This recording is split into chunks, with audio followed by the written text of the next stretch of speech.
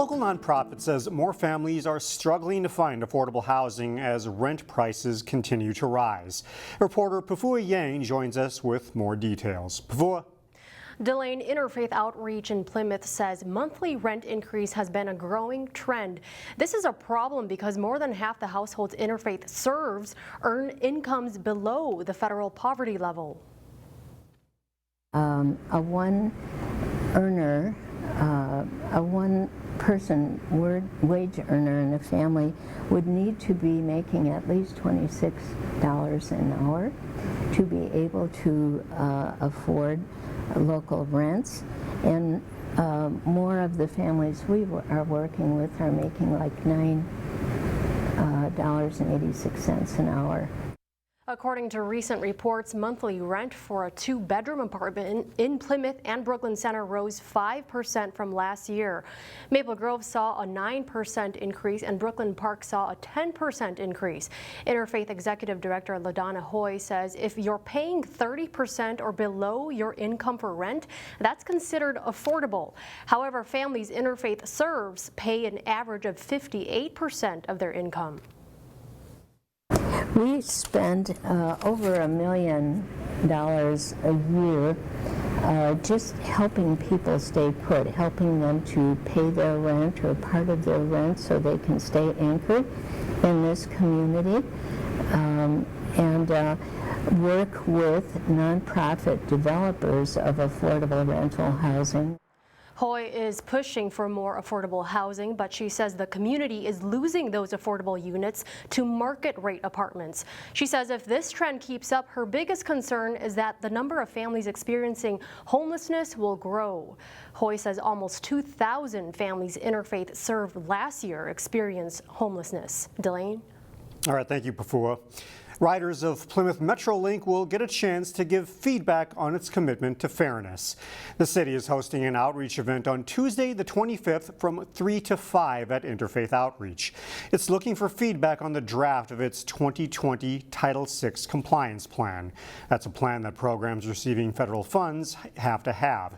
It documents how Plymouth Metrolink will make sure its services aren't denied to people because of their race, color, or national origin. We have a link where you can find out more information on our website. Right now, there's a powerful play running at Yellow Tree Theater in Osseo. Reporter Shannon Sladden explains how a nonprofit is using the play to introduce people to local theater. What's his name? You the one don't never talk about it. Skeleton Crew is a play about factory workers in Detroit at the start of the Great Recession. Cause you good with your hands. You got skills. It's on stage at Yellow Tree Theater in Osseo. Take out a little at a time, and add up eventually. But a nonprofit called On Stage is bringing the play to classrooms around the Twin Cities. My aunt works at the General Mills factory. Including this sociology class at Hennepin Tech in Brooklyn Park. My uncle worked at a cologne and perfume factory for Estee Lauder. On Stage facilitates a discussion that's connected to the subject matter of the play. It's really just a way to promote local theater in colleges and universities to sort of a more non-traditional theater audience, and to tie it into curriculum that's happening in classrooms. Erickson says theater audiences are growing older, so establishing this connection to the material is a key part of drawing in younger people. Usually we go into classes and we assume that they know nothing about the play that we're talking about. We assume that they probably haven't even seen theater. I move under the radar. Faye, don't do this to me. Please, I can't leave you like this. Before the Skeleton Crew run is over at Yellow Tree Theater, Erickson will try to engage 400 students in 16 colleges. He says about a third will go see the play, but he hopes this experience plants a seed that over time will cultivate a new audience hungry for Twin Cities theater. First, this play is happening, and second, if you can't see this, at least there's other really good theaters in the Twin Cities too. In Brooklyn Park, Shannon Slatton, CCX News. Now to a story of strength that has helped lift up a team of girls at Osseo High School. Neil Persley explains. The girls program started actually last year. We've been trying ever since we had the guys program to get it going. It's been a struggle though, just trying to get bodies and get them in here.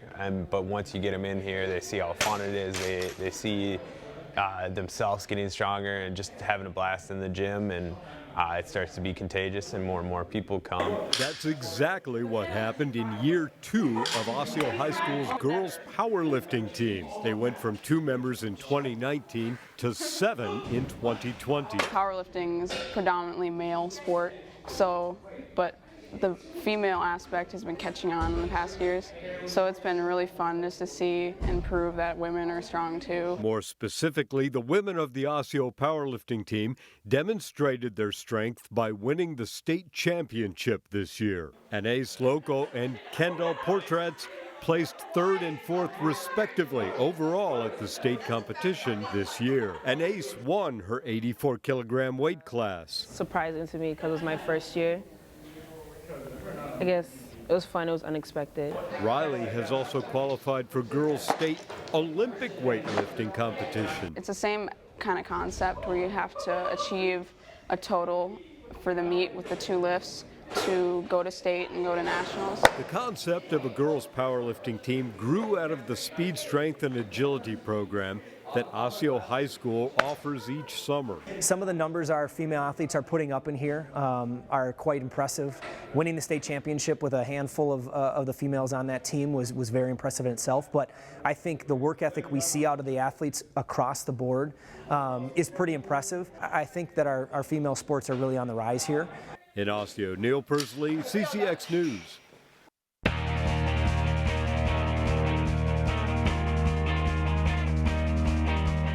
A great run of state high school tournament competition is underway. Girls hockey took center stage this week.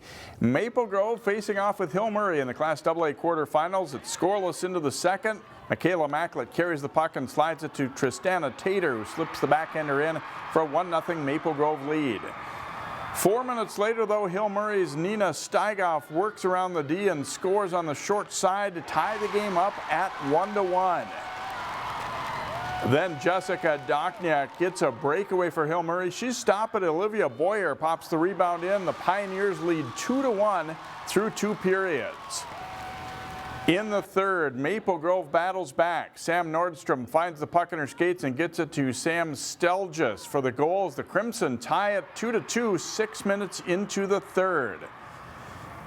And then Maple Grove gets the game winner later in the period. Off the face-off, the Pioneers eventually get control, but then turn it over as Tater gets the steal and then lifts the shot up high and in. Maple Grove wins it 3-2. We'll have more on their state trip Monday on Sports Jam. The Breck Mustangs aimed for a 3rd straight state championship in Class A. They faced off with Luverne in the quarterfinals. Breck gets one 55 seconds into the game. Olivia Mobley to Allie Qualley for the goal. And a short time later, Metro Player of the Year Mobley splits the defense and scores for a 3-0 Breck lead. Mobley with another assist, hitting a wide open Qualley, who snaps home her 3rd goal of the period. The Mustangs roll to an 8-1 win. We'll also have more on them on Monday on Sports Jam. Maple Grove and Park Center are leading their respective divisions in the Northwest Suburban Conference standings for boys basketball. And those teams met in a great game earlier this week. First half, Lavelle Williams spreads the floor to John Hawkinson and then into Henry Fondele for a Maple Grove basket. Then Jatai Dillard gets the steal and speeds to the hoop for 2 more to put the Crimson up 20-16. Great defense for Josh Lewis here for Park Center, and he goes the other way for a basket plus the foul for the Pirates. Williams bombs a long 3-pointer late in the first half. The Crimson lead 46-31 at the break. But Joshua Brown nails a 3-pointer. The Pirates start the second half on an 11-2 run to close the gap. Williams zips a great pass to Sean O'Dwyer on the break, and he scores for a 59-50 Maple Grove lead. But a great answer here. David Ijambola throws down the big jam over the defender plus a foul. Dane Danja spins through the double team for the basket and foul, and the Pirates go up by 1. And then Danja with a nice drive and finish, putting Park Center up 77-74 with less than 90 seconds left. He finishes with 32. Maple Grove comes back though, where Sean Parker hits for 3, giving the Crimson a 79-78 lead. Park Center gets the lead back on 2 Danja free throws, but Williams hits a 3-pointer in the final seconds to cap off a 22-point night for him. Maple Grove wins 82-80. Same story in the girls' game between those schools, both teams in first in their divisions of the Northwest Suburban. Adalia McKenzie runs the floor here for Park Center as she puts the Pirates up by 4 early. Izzy Brandt hits a three-pointer for Maple Grove to tie the game. It's a close first half. Park Center leads by 1 at halftime. Early in the second half, Maple Grove goes in front. Kylie Baranek to Ari Gordon slicing through for 2 of her 13 points.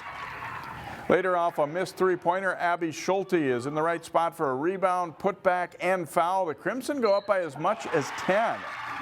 But the Pirates rally. McKenzie gets a steal, and she'll feed Lauren Frost for a layup. Frost with 14 points, and Park Center is right back in it. McKenzie is hot from the outside in the second half, popping in 3 of her game-high 30. Park Center rallies to win 69-65, breaking the Crimson 8-game winning streak. Oh yeah, we knew the game was going to be tough, and we knew they're a really good team, but our main focus was to just focus on our game and play our game in this big game.